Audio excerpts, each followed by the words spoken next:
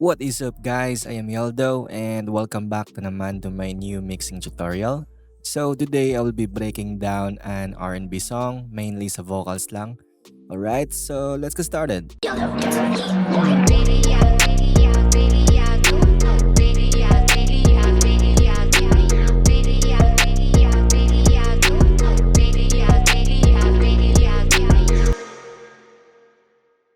Okay, so ito yung session. Ipe-play ko muna yung verse lang and then I'll explain kung anong mga plugins na ginamit ko dito.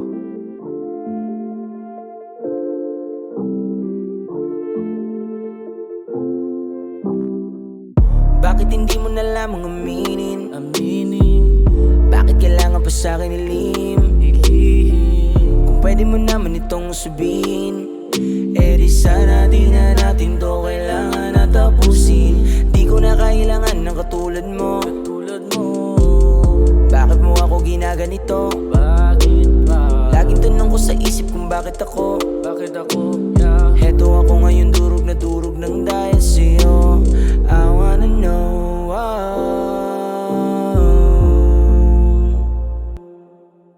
Let's start dito sa main verse vocals. Bakit hindi mo na lamang aminin? Nakaroute ito sa kanyang designated na bus which is etong V bus. I will turn off all of the plugins tas i-activate ko lang ulit and i-explain ko one by one. First in the chain is etong Auto-Tune Pro.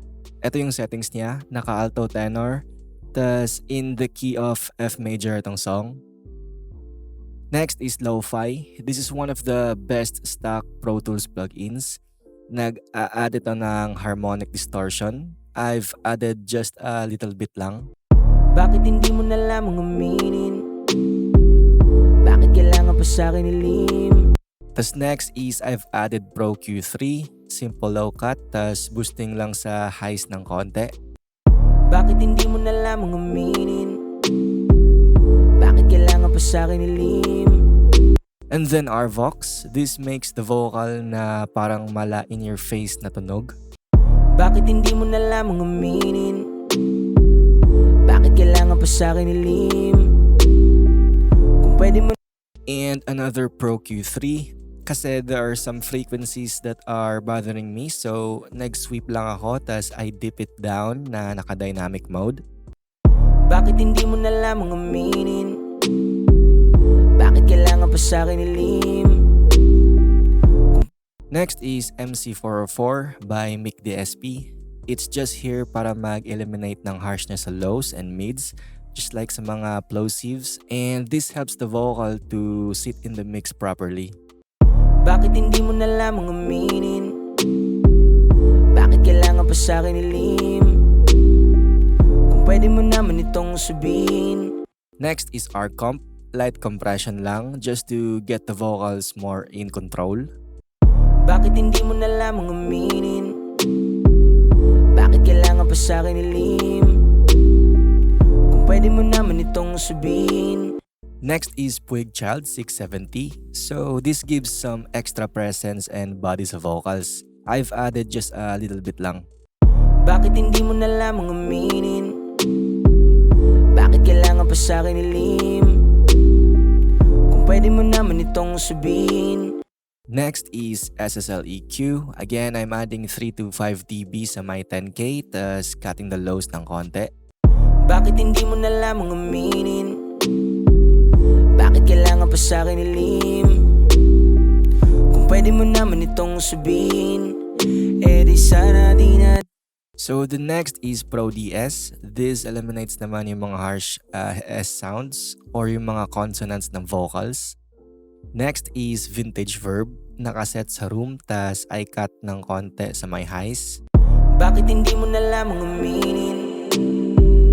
Bakit kailangan pa sa'kin ilihim? Kung pwede mo naman itong sabihin, di sana di na natin to kailangan na tapusin. Di ko na kailangan ng katulad mo. Next is H delay. Just a simple quarter note delay lang.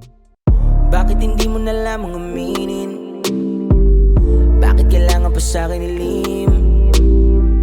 Kung pwede mo naman itong sabihin, di sana di na natin to kailangan na tapusin. Next naman dito sa may verse background vocals. Aminin, ilihin. All of the vocal chain dito ay galing sa main verse vocals. I just copied the chain, tas the one thing na I changed is the reverb. I turn it up a little bit lang. Tas nag-add din pala ako ng doubler 2 para maging wide siya compared sa main verse vocals. Dito naman tayo sa may pre-chorus. I wanna know.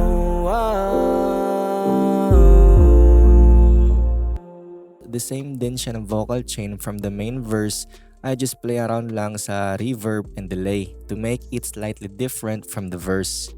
As well as dito rin sa kanyang pre-chorus background vocals, the same chain from the verse background vocals. Let's move on sa my chorus.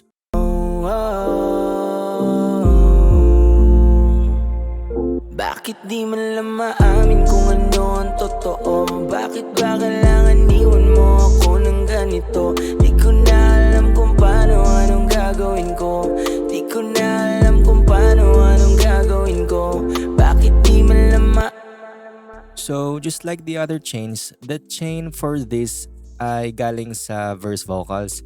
I just adjusted the levels, reverb, and the delay. Also for the hook backgrounds, I copied the chain from the pre-chorus background. And in-adjust ko lang ulit to fit sa vibe ng chorus. So my mindset kasi sa paglalagay ng mga chain is whenever I finish adding some plugins sa first verse or sa first vocals, I always use and copy it also to the other vocal tracks. Ang gagawin ko na lang is i-adjust sila according to my taste or to the feel ng track. In the second pre-chorus, meron siyang parang ad-libs. I wanna know.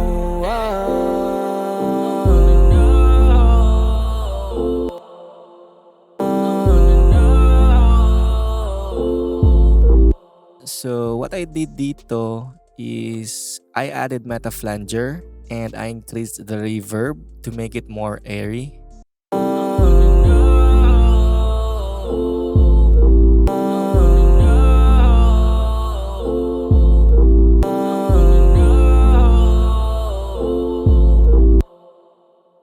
Okay, so for my mix bus naman is meron lang itong EQ na naka-roll off yung low end around 20 to 30 Hz. And then I added the God particle. I just leave the settings as it is. I just don't know why, but whenever I add ito na plugin, it gives a bit more warmth and punchiness sa overall mix. I wanna know. Bakit di man lang maamin kung ano ang totoo? Bakit ba kailangan iwan mo ako ng ganito? Di ko na alam kung paano, anong gagawin ko. Di ko na alam kung paano.